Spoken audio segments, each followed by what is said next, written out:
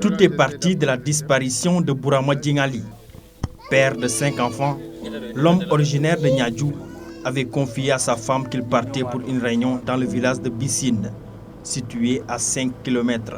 Il a quitté vers 9h ici, devait se rendre à Bissine pour assister à une réunion des populations déplacées de Bissine. Mais jusqu'à 21h, sa femme a appelé pour demander à son papa « Est-ce que mon mari est arrivé à Senghor ?» Le papa lui a dit que non, il n'est pas arrivé à Senghor. Donc nous avons appelé les gens qui ont assisté à la réunion. Ils nous ont notifié que vraiment ils ne l'ont pas vu à la réunion. Donc on s'est posé les questions.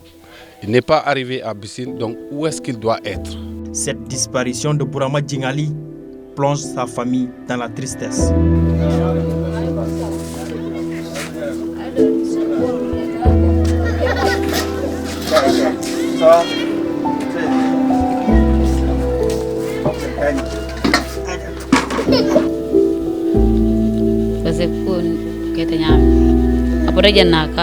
Aujourd'hui, avec son absence, c'est son épouse qui s'occupe des enfants.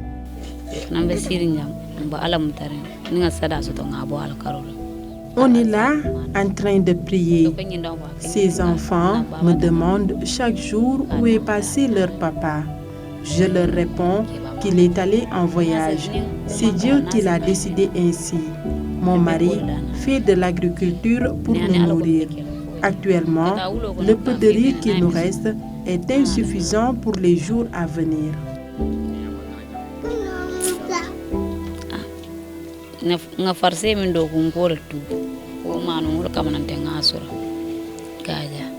Face à la mélancolie et à l'amertume provoquée par la tragique disparition de Bourama Djingali, les jeunes du village se sont mobilisés le 30 novembre pour aller à sa recherche.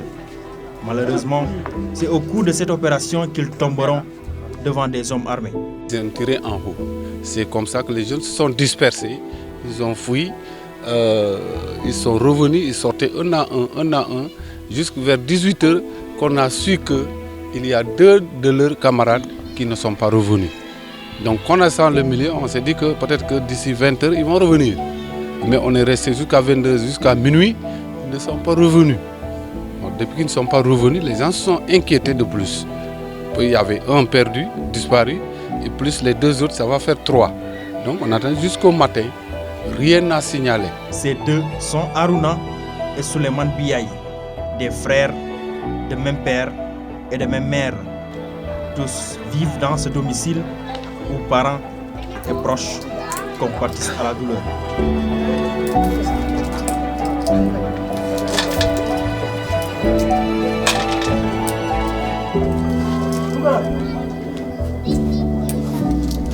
Diara Djingali est la mère des 2 disparus.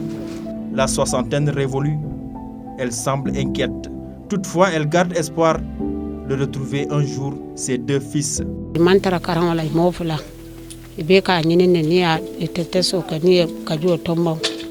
Ce ne sont pas des élèves. Ils s'activent dans le commerce de l'anacarde pour ensuite acheter de quoi vivre à la maison. C'est les seuls que j'ai. Leur papa n'est plus de ce monde. C'est eux qui m'aident à la maison. Je suis toute seule actuellement.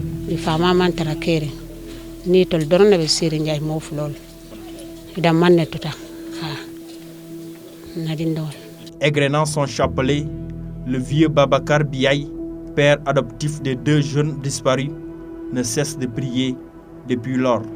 Là où je suis, je ne dors même pas.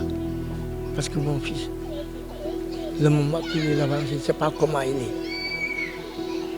Mon esprit est toujours sur l'aide de l'État. Je ne sais pas quoi faire. Je n'ai pas de moyens. Le moyen, c'est tout sur l'État.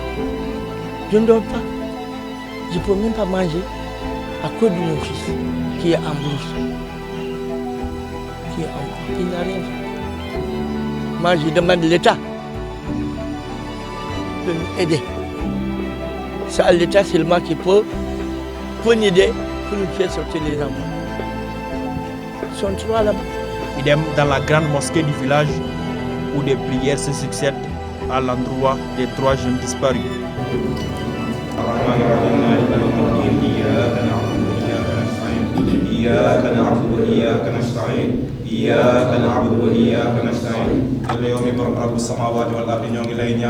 suñu rakk yi suñu mag yi suñu papa yi nekk ci àll bi nii yàlla defal ñu dellu si waat si jàmm si kër gi yàlla aar leen nga aar leen nga aar leen nga aar dëkk bi nga def ñu dellu si waat si jàmm ihdina sirata almustaqima sirata allazina an'amta alayhim ghayril maghdubi alayhim wala ddallin amin ya rabbal alamin ye diñol banda banta alma arew fe duwa dal minke alma duwa mutala duwa dal minke alma duwa mutala ya sada jamala bondi sada ko alma aliyatima alimi joni ma balla. C'est dans cette forêt classée que ces jeunes sont disparus.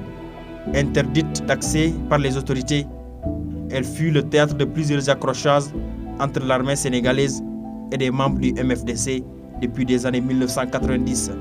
Pour l'heure, Niadiou reste plus d'une semaine sans voir ses fils, malgré les mobilisations de solidarité et de prière